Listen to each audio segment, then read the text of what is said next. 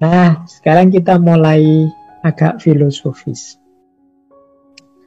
Diawali dari bahasannya Imam Ghazali tentang awal mulanya cinta. Yang pertama, kata Imam Ghazali, orang itu tidak mungkin mencintai sesuatu kecuali apa yang dia sudah kenal, apa yang dia sudah ketahui. Jadi itulah awalnya.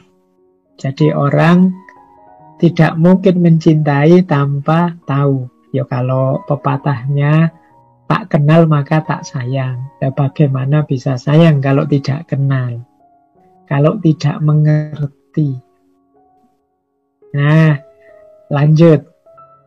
Asumsi kedua, tapi kenal tidak sembarang kenal.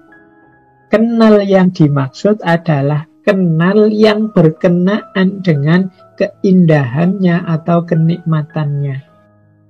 Sebagaimana kenalnya telinga kalau ada lagu-lagu yang merdu, atau kenalnya hidung pada bebauan yang harum, atau kenalnya mata pada lingkungan alam yang indah. Jadi awal lahirnya cinta itu kenal, tapi bukan kenal sembarang kenal. Yang dimaksud adalah kenal yang pada sisi keindahannya, kenal pada aspek kenikmatannya. Jadi ya kalau orang kenalnya jelek-jelek kita, mungkin musuh kita, itu kan kenal pada kita. Tapi dia tidak sayang, dia benci pada kita. Kenapa? Dia kenalnya pada bagian-bagian yang dia tidak suka. Yang bisa memunculkan cinta itu kenal pada bagian yang dia suka. Jadi ini asumsi kedua. Jadi tak kenal maka sak sayang, tapi kenalnya bukan sembarang kenal. Kenal pada bagian-bagian yang indah, bagian-bagian yang kita cocok dan sesuai.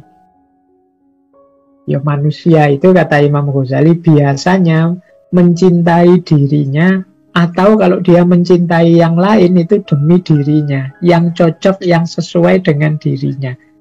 Maka kalau dia mengenali sesuatu, kok dia merasa tidak cocok, tidak nyaman, merasa tidak indah, tidak sesuai dengan seleranya, biasanya ini tidak akan tumbuh jadi cinta. Yang bisa menumbuhkan cinta itu ya ketika kita mengenali hal-hal yang indah berkenaan dengan sesuatu. Jadi rumus awalnya ini. Terus dilanjutkan. Kalau begitu, apa sih yang sesuai dengan kita itu secara umum, yang membuat orang kemudian mengenali hal-hal yang indah tadi apa saja? Nah, dilanjutkan sekarang analisisnya Imam Ghazali. Jadi orang itu tadi tak kenal maka tak sayang, cuma kenalnya pada aspek-aspek yang membuat dia nyaman. Apa sih yang membuat dia cocok dan nyaman? Biasanya beberapa hal inilah yang membuat orang itu suka, nyaman, dan cocok. Yang pertama apa? Ya, dirinya sendiri, kesempurnaannya, dan kalau bahasanya Imam Ghazali, kelanggengannya yang membuat dia langgeng, membuat dia enak terus, nyaman terus, sehat terus, dan lain sebagainya. Jadi cinta pada dirinya sendiri, cinta pada kesempurnaannya, cinta pada kelanggengannya. Itu setiap orang pasti begini. Setiap orang itu pasti sedikit kecil atau besar punya ego, cinta kepada dirinya sendiri. Maka manusia akhirnya punya kecenderungan mencintai apapun yang mendukung keberadaannya, mendukung kebaikannya, mendukung kualitasnya. Ini yang pertama. Nah, menurut Imam Ghazali, Kalau memang hal yang pertama ini mampu menumbuhkan rasa cinta, jadi kalau kita mencintai apa saja yang mendukung keberadaan kita di muka bumi ini, menurut Imam Ghazali, bukankah yang paling layak, paling pantas, paling cocok kita cintai itu Allah? Bukankah Allah yang membuat kita ada, membuat kita berada, membuat kita mengada dengan segala kedirian kita saat ini? Bukankah Allah yang menyempurnakan karakter kita, yang membuat kita jadi manusia yang penuh kemuliaan, yang memberi kita kesehatan, yang memberi kita anak cucu sehingga kita mengalami kelanggengan, cita-cita kita berlanjut. Loh, itu semuanya kan Allah. Jadi kalau memang yang pertama ini yang membuat kita mencintai sesuatu atau seseorang, bukankah yang paling layak, paling pantas kita cintai Allah? Karena Allah lah yang menghadirkan kita. Hanya saja kita sering tidak panjang, tidak tuntas berpikirnya, sehingga kita tertipu oleh yang mendukung diri kita, mendukung keberadaan kita, yang sifatnya juga sementara dan masih perlu didukung juga. Kita lupa bahwa ada yang puncak, yaitu Allah, yang harusnya lebih kita cintai, karena keberadaan kita adalah atas izinnya Allah. Nah, rumus yang pertama ini. Jadi orang itu mencintai karena dia cinta dirinya sendiri. Nah, yang membuat diri kita sendiri ada itu kan Allah. Berarti apa? Ya harusnya kita cinta dong pada Allah. Yang kedua, biasanya orang juga mencintai orang lain yang juga memberikan cinta kepadanya. Ini ciri kedua. Yang ini membantu keberlangsungannya, menolak kebinasaannya.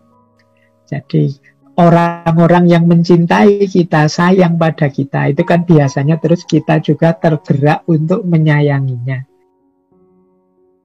Jadi, kalau kita punya teman yang tulus, atau punya sahabat yang sering membantu, atau punya saudara yang ikhlas menolong kita dalam banyak hal, kita punya orang tua yang mengorbankan apapun pada kita, itu kan mau tidak mau batin kita terdorong untuk mencintai mereka semua. Kalau kita tidak mencintai mereka, kadang kita dimarahi oleh orang, kamu tidak manusiawi. Padahal kalau kita berpikir lebih mendalam, kata Imam Ghazali, siapa yang lebih mencintai kita selain Allah? Siapa yang lebih memberikan aneka fasilitas, bantuan, pertolongan selain Allah? Yang lebih dari Allah. Berarti apa? Kalau menggunakan rumus yang kedua ini, ya lagi-lagi yang pantas dan layak kita cintai ya hanya Allah sebenarnya. Yang nomor satu harus kita dahulukan, kita cintai, itu ya harusnya hanya Allah. Jadi ini alasan kedua orang biasanya mencintai. Alasan pertama dirinya sendiri, alasan kedua orang lain yang mencintainya, maka dia tergerak untuk mencintai. Kita sering lupa bahwa loh, ada yang sangat mencintai kita, yang memberikan segalanya untuk kita, memberi aneka fasilitas untuk kita, tapi kita lupa untuk mencintai balik. Kalau kita tidak membalas cinta orang-orang sekeliling kita, orang menyebut kita tidak manusiawi. Padahal kita lupa untuk mencintai Allah. Baik. Yang kedua itu alasannya. Jadi ini alasan orang mencintai tadi oleh Imam Ghazali langsung ditarik ke ranah cinta kepada Allah. Yang ketiga, kita itu sering mencintai orang baik. Meskipun dia tidak baik kepada kita saja, tapi orang ini memang orang baik. Dia baik kepada siapapun. Misalnya, saya cinta Pak kepada tokoh ini karena dia jasanya besar untuk bangsa kita. Saya cinta kepada pahlawan yang itu, dia mengorbankan hidupnya untuk Indonesia ini. Misalnya, kita akan cinta, suka kepada orang-orang tulus, orang-orang yang mau berkorban, orang-orang yang menyebar kebaikan kemana-mana, meskipun tidak langsung kena kebaikan itu pada kita. Intinya, kita cinta orang baik. Nah, tapi kata Imam Ghazali, kita sering lupa untuk mencintai Allah. Padahal Allah itu maha baik kepada siapa saja. Allah itu Rahman Rahim. Kasih sayangnya tidak terbatas. Jadi, kita senang, kita cinta pada orang-orang baik, tapi kita lupa pada yang maha baik. Hubungan kita dengan Allah masih belum ada di level mencintai. Nah, ini menurut Imam Ghazali penting untuk kita prihatinkan. Bagaimana kita bisa ngaku manusia yang baik, hamba yang baik, wong kita belum bisa mencintai Allah. Harusnya kalau kita kagum kemudian cinta pada orang-orang baik, harusnya kita juga mencintai Allah, Zat yang maha baik. Nah, yang keempat, ini alasan-alasan orang mencintai. Kita biasanya juga cinta pada segala sesuatu sesuai kualifikasinya. Biasanya kita, Pak, saya suka yang indah-indah, Pak. Saya suka yang cantik-cantik, Pak. Saya suka yang gagah-gagah, Pak, yang perkasa, Pak. Saya suka yang sabar, Pak. Saya suka. Ini kan kesukaan kita pada sesuatu sesuai karakternya, sesuai sifat-sifatnya. Tapi kita sering berhenti hanya pada keindahan, kecantikan, kegagahan duniawi. Kita cinta pada keindahan, tapi sering lupa untuk mencintai yang maha indah. Kita cinta pada kegagahan, keperkasaan, tapi sering lupa untuk mencintai yang maha perkasa. Kita sering kagum dan cinta pada orang-orang pintar, para ulama yang ilmunya mendalam, tapi sering lupa untuk mencintai Allah yang maha alim, yang maha tahu segalanya. Nah, ini dikritik oleh Imam Ghazali. Jadi, ya manusiawi orang itu mencintai sesuatu dengan sifat-sifat utamanya, keindahan, kecantikan, keperkasaan. Tapi kok kita lupa dengan yang paling layak untuk menerima cinta kita dalam hal ini, yaitu Allah. Nah, yang keempat. Yang kelima, kita itu biasanya mencintai seseorang atau sesuatu yang sesuai dengan diri kita. Jadi yang cocok dengan diri kita. Jadi misalnya kita itu suka dengan kelembutan karena jiwa kita lembut. Kita itu suka dengan ketegasan karena kita ini orangnya disiplin. Dan lain sebagainya. Ini berarti kita mencintai yang cocok dengan kita. Ya kalau bahasanya anak-anak hari ini, yang tipe kita deh. Kita kan suka dengan yang tipe-tipe kita. Wah, saya suka Pak orang itu yang lembut, orang yang gagah, orang yang tegas, atau orang yang cerdik, dan lain sebagainya. Ini kenapa? Karena sesuai dengan aku, tipeku. Nah, menurut Imam Ghazali, bagaimana kita lupa bahwa tipe, kecenderungan, dan lain sebagainya itu pasti cocok, pasti sesuai, dan itu semua kan anugerahnya Allah pada diri kita. Karakter kita itu kan merupakan cerminan dari hadirnya Allah. Jadi misalnya tadi kita cinta ketertiban, kedisiplinan, kita cinta kekuatan, kita cinta keutamaan. Itu kan hakikatnya sifat-sifat Allah dalam puncaknya. Pak, saya itu suka orang yang penyayang loh Pak. Tapi kita sering levelnya hanya manusia dan sesama. Kita lupa bahwa ada yang maha penyayang. Pak, saya suka orang yang tegas. Orang yang kalau salah ya dihukum misalnya. Loh, kita levelnya hanya level manusia. Kita lupa untuk naik pada puncaknya. Allah juga punya sifat tegas. Allah juga ada Sadidul Iqab. Allah juga ada Ghafurur Rahim. Allah juga Alimun Khabir dan lain sebagainya. Nah, jadi ini sebab-sebab cinta dan harusnya Allah yang lebih dulu menerima. Ini yang dimaksud oleh Imam Ghazali.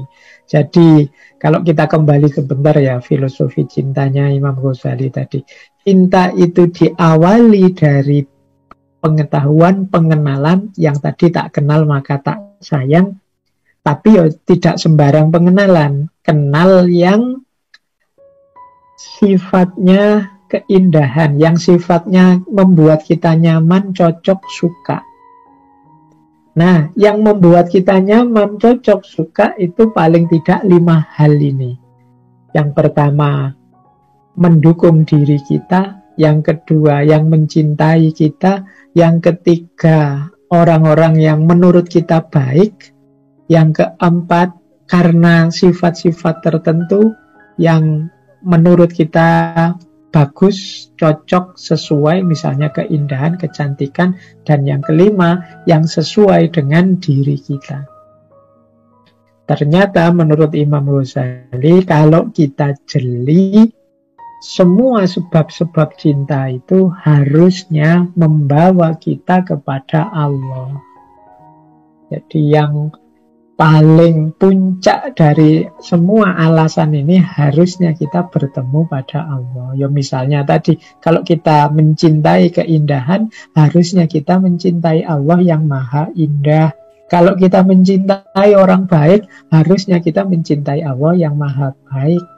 Kalau kita mencintai orang yang mendukung kita, mencintai kita, siapa yang lebih mendukung dan mencintai kita selain Allah? Jadi inilah cara berpikir logika mahabbatullah yang dikembangkan oleh Imam Ghazali.